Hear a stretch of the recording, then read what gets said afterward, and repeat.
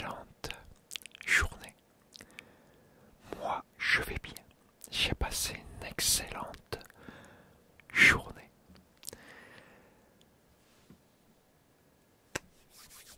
Petite anecdote, la suite des bêtises que j'ai faites chez ma grand-mère avec mon oncle. On se fait la suite. Bon, je te rassure, là, ils sont moins dangereuses que celles qu'on avait faites avec la pousse de vache. Ouais, là, ça c'était chaud quand même, hein, quand j'y repense. Bon, mais ça nous avait beaucoup rire à l'époque, et même quand j'y repense maintenant. Certaines, pas tous. La voiture, ça, non. Bref.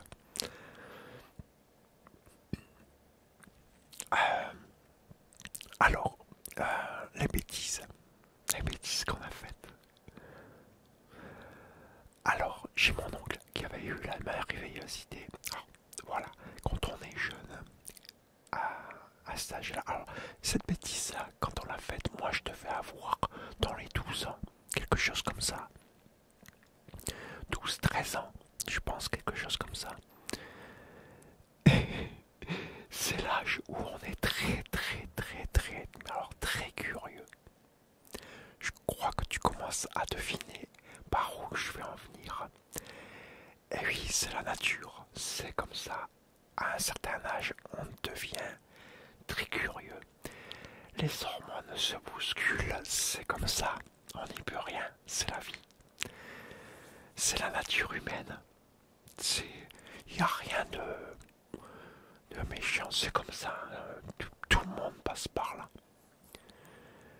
Donc mon oncle, un peu plus vieux, moi j'avais déjà quand même 12-13 ans, et il me dit d'aller espionner mes tantes quand ils se lavent pour voir en fait comment c'était fait. Et oui, c'était ça à l'époque, on se disait voir une fille toute nue. Sauf que pour moi c'était mes tantes et lui c'était ses sœurs. Et donc à se cacher, à se planquer carrément pour voir nos tantes en train de se laver. Manque de bol, nos tantes, ils étaient comme mes tantes et ses sœurs. Ils étaient, comment dire, assez prudentes. Et ils n'allaient pas dans la salle de bain sans vérifier s'ils étaient sûrs d'être seuls. Et bien sûr, on s'est fait gauler. On l'a fait qu'une fois. Une, ça suffit, parce qu'on s'est fait démonter la tête. On s'est fait complètement démonter la tête. Parce que c'est vrai qu'à l'époque, voilà, je t'explique un truc, oui, c'est vrai. Parce que c'est vrai qu'à l'époque, il fallait économiser l'eau. Donc, on se lavait pas tout seul. Mes tantes, quand ils se lavaient, ils étaient à plusieurs. Ils se lavaient à 2 ou à 3 pour économiser l'eau. Il n'y avait pas de douche. Non, c'était... On remplissait des espèces de bassines, des bacs, et on se lavait dans les bassines avec du savon de Marseille, c'était surtout. Savon de Marseille avec gants de toilette. Voilà, gants de toilette, tout ça. Même les cheveux, il n'y avait pas de shampoing. C'était au savon de Marseille qu'on se lavait les cheveux. Après, soit dit en passant, le savon de Marseille est excellent. Il n'y a rien de mieux. Après, c'est un peu spécial, mais pour tout ce qui est bactéries, le savon de Marseille, c'est le top du top. Et bon, aujourd'hui, c'est sûr qu'on n'est plus habitué à ça, il y a mieux, bon. Donc, ils étaient plusieurs, donc ils vérifiaient tout, et nous, bien sûr, on était cachés. Et on s'est fait couler, on a ramassé un coup de pied, des gifles, des coups de poing. On a trinqué. On est parti en courant à une vitesse. En criant. Ça nous apprendra à être curieux. Après, on l'a refait dans le village. Parce que dans le village, il y avait un petit lac à l'écart certains allaient se baigner. Et il y avait des filles, le peu de filles qu'il y avait, il n'y en avait pas beaucoup, le peu de filles qui avaient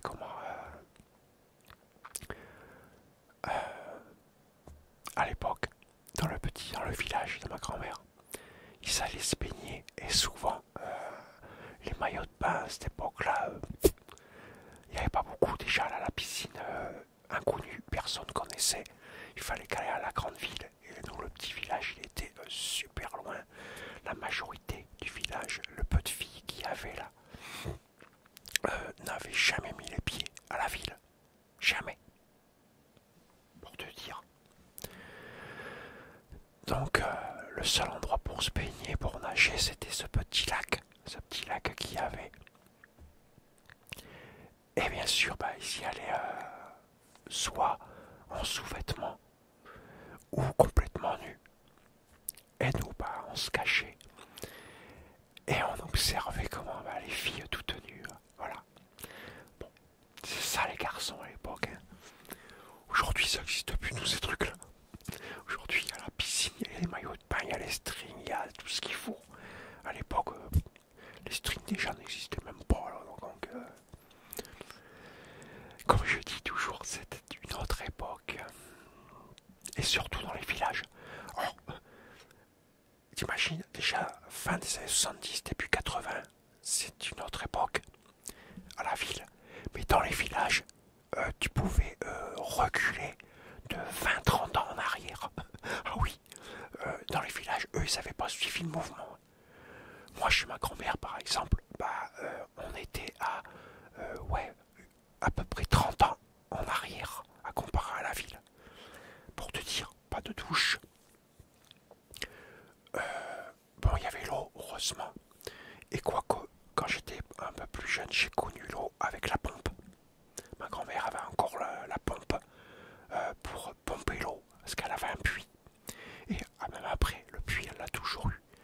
Mais après, ils ont commencé à desservir les trucs d'eau, même dans les villages, donc on a commencé à voir les robinets. Ah, pas les jolis robinets de maintenant, hein. Non, non, les vieux robinets à l'ancienne, quoi, hein, attention. Et les WC, aller au WC, il n'y avait pas de chasse d'eau. Ah non, pas de chasse d'eau, hein. WC. Les WC, tu rentrais dedans dans les WC. Tu avais des rouleaux papier toilette, bien sûr, ou des fois, quand il n'y en avait pas assez, parce que ça coûtait cher, on prenait les feuilles du journal ou des trucs comme ça. Et il fallait pas mettre dans le trou. Il y avait un carton, une boîte. Il fallait mettre dedans. Ça, c'était brûlé parce que toute la merde, l'urine, tout ça qu'on allait, ça allait dans une fosse. Et 2 fois par an, ils vidaient la fosse qui était derrière la maison. Ils avaient des grandes dalles en béton. Ils les ouvraient et à coups de pelle avec des seaux, ils enlevaient toute la merde, voilà, tout ça. Et ils allaient le mettre, creuser un gros trou dans le jardin. Et ils allaient le mettre dedans. Après, recouvrer de terre. Et ça faisait du terreau. Voilà, c'était pas les WC d'aujourd'hui, hein, rien à voir.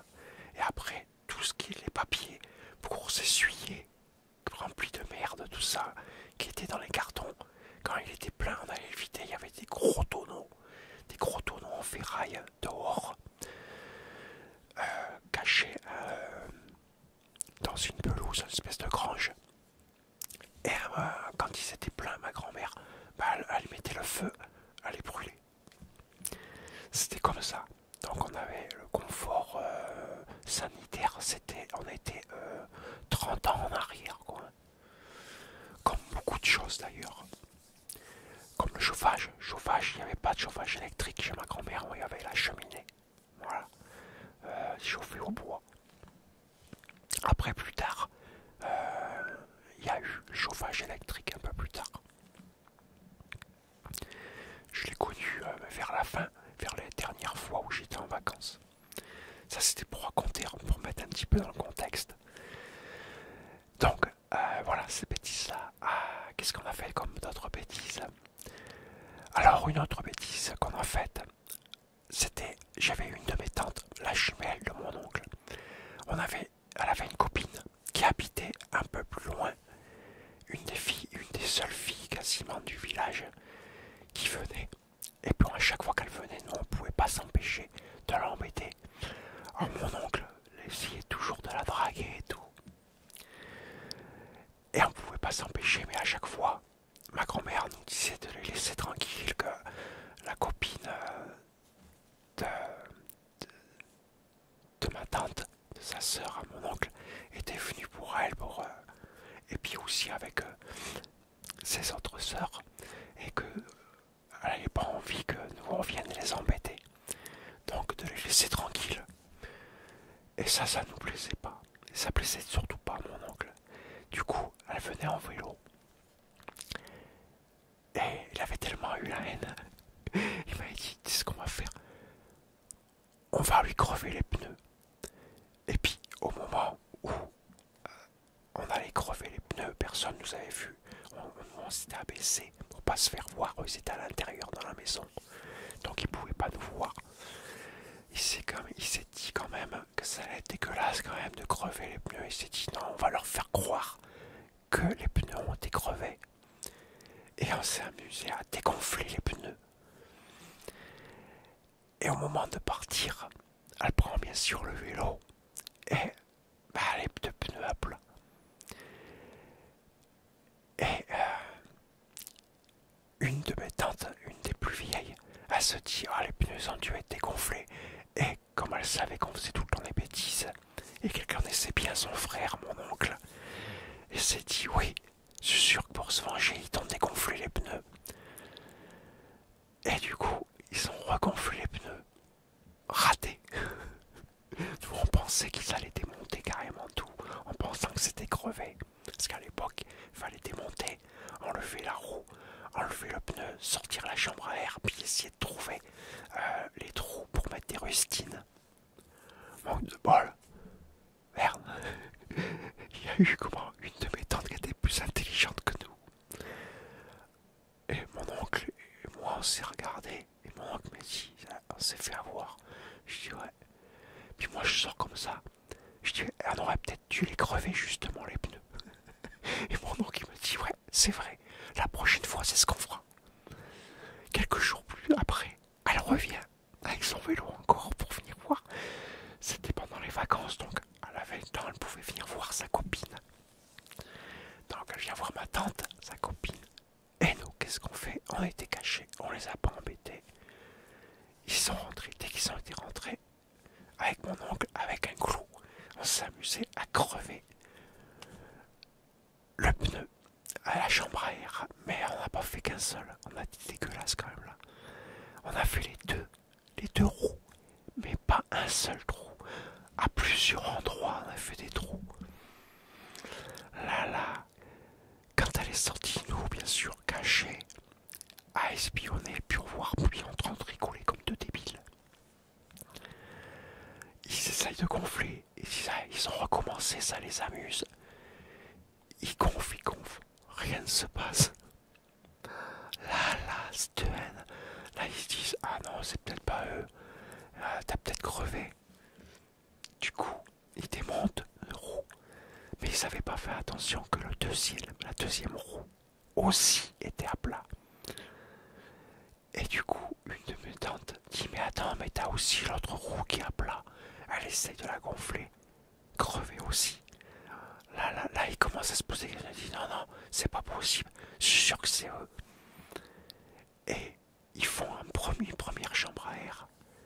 Ils font en gonflant avec un baquet d'eau et on mettait la chambre à air dedans pour voir s'il y avait des bulles. C'est que tu savais qu'il y avait un trou pour repérer le trou pour pouvoir mettre la rustine. Et là, ils s'aperçoivent qu'il y a plusieurs trous. Là, alors tout de suite, là, c'était bon, c'était sûr. Ils ont su que c'était nous. Là, ça a gueulé. En train de hurler, en train de nous dire où qu'on se cachait, qu'on avait intérêt de sortir de notre cachette, qu'on allait morfler. Alors nous, on rigolait comme des gros débiles. Et on les a regardés en train de batailler pendant je sais pas combien de temps, en train de réparer. Je sais pas combien de rustines elle a dû mettre dans les deux chambres à air.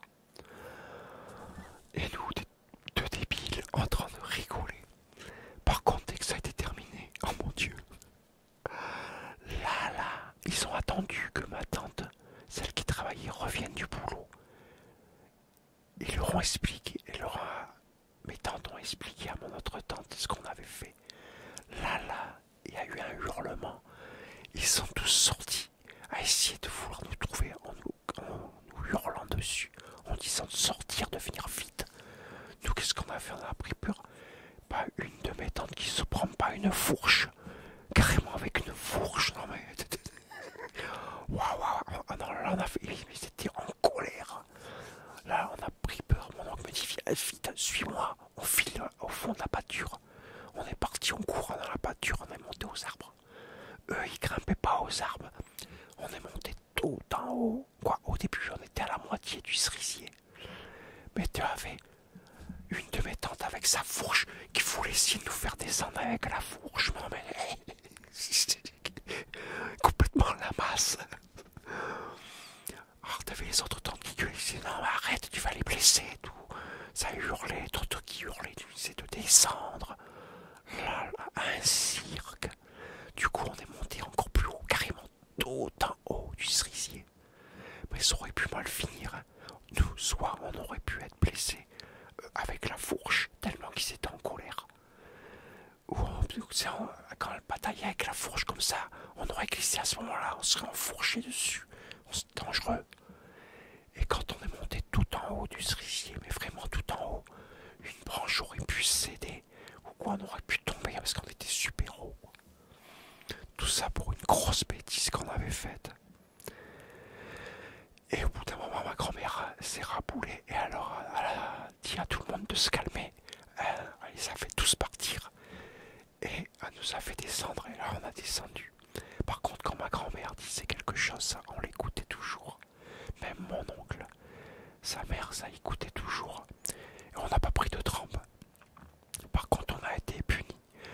Alors mes autres tantes n'étaient pas d'accord, en train de presque pas gueuler sur ma grand-mère, parce que ça, attention, il y avait du respect. Mais en train de dire que c'était pas normal, que la seule punition qu'on avait, c'est qu'on n'allait pas avoir de glace.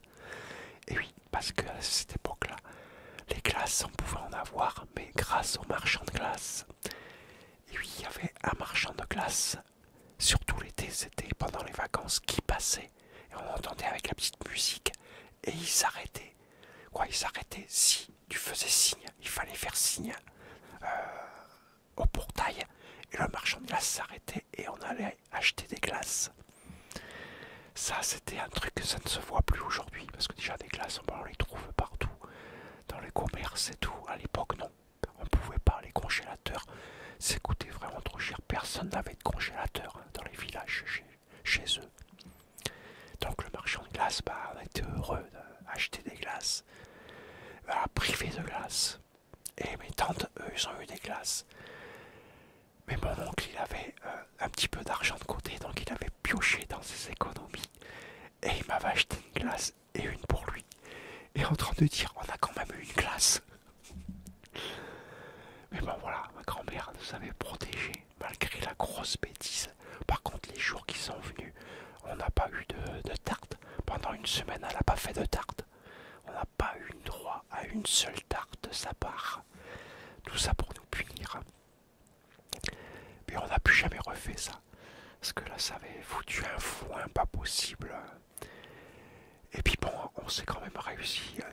Certaines de mes tantes ont quand même réussi à nous coller après un peu plus tard dans la soirée et à venir dans la chambre et à nous foutre des baffes et tout, des coups de pied et tout à moi et à mon oncle. Donc on a quand même réussi à manger. Bon, c'est normal. On avait fait quand même une sacrée bêtise là. Et c'était pas cool pour la copine. La pauvre, là on avait été dégueulasse. C'était un peu chiant. Après, une autre bêtise qu'on a fait. Quoi non, c'est pas vraiment une bêtise. C'est moi surtout qui ai fait la bêtise. J'avais volé du pognon à mes parents. À ma mère surtout. Parce qu'elle me planquait de l'argent puis elle se souvenait plus où elle les mettait des fois. Et moi j'avais l'œil. Et je lui avais piqué le pognon. Et quand je revenais de l'école, j'allais dans un magasin de farce à la trappe. Et j'achetais des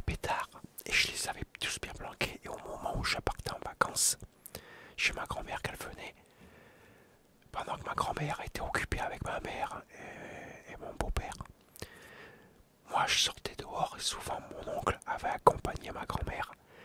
Et j'allais chercher le carton rempli de pétards que j'avais planqué et on le mettait dans la bagnole, dans le coffre, on le planquait dedans, sans que mes parents le voient. Et dès qu'on arrivait chez ma grand-mère, hop, on prenait le carton, mon oncle il prenait, il le montait vite dans sa chambre.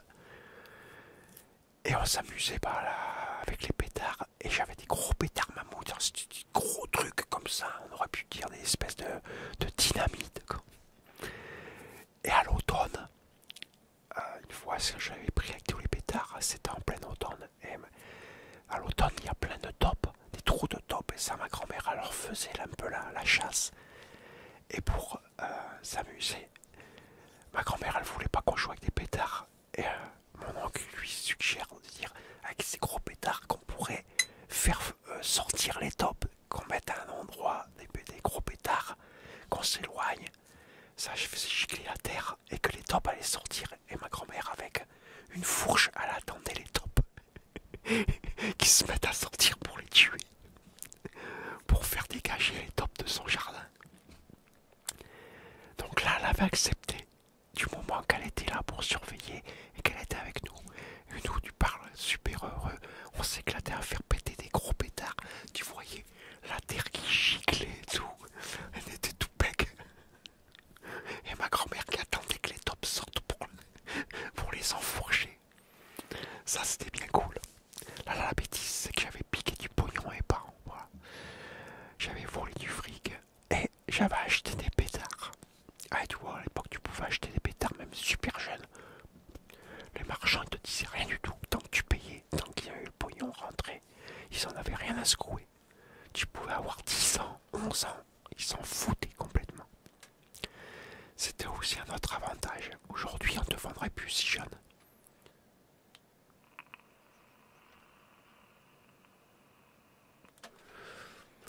Donc voilà quoi. Voilà les bêtises. Bon, il y en a d'autres. Après, on n'en faisait pas tant que ça. Après, il y en a d'autres. Bon, d'autres que je peux pas trop parler parce que c'est des bêtises qui sont vraiment un peu. C'est quand on est jeune, on cherche certains trucs. C'est des bêtises qui sont un peu dégueulasses, on va dire. Un peu n'importe quoi. On nous traiterait aujourd'hui d'arriérés carrément. Mais bon, c'était l'époque où on savait pas grand chose. Ça, j'en parlerai pas, c'est pas intéressant. Bon, bref. Voilà le style de bêtises qu'on a fait. Ou bien embêter mes tantes, ça souvent. Qu'est-ce qu'on pouvait le faire? Leur tirer les cheveux pour qu'ils nous courent après. Leur piquer les habits, leur planquer leurs trucs. Plein de bêtises comme ça, quoi. Bon, c'est pas des trucs bien méchants dans l'ensemble. Les plus grosses, je crois que je l'ai dites. Après, il faudra que je réfléchisse. Que je referai peut-être un jour une autre vidéo sur les bêtises. Mais il faudra que je réfléchisse à lesquelles que je pourrais dire et celles que je peux pas dire. Il y en a que je peux pas dire parce que c'est complètement débile. Il n'y a pas grand intérêt en fait. Donc voilà. En tout cas, moi j'espère que ça t'a plu, que tu as apprécié cette vidéo, que ça t'a bien détendu, bien relaxé, que tu as trouvé ça agréable. Et laisse-moi des commentaires, n'hésite pas. Écoute, moi je te dis à très bientôt pour une nouvelle vidéo. Et en attendant,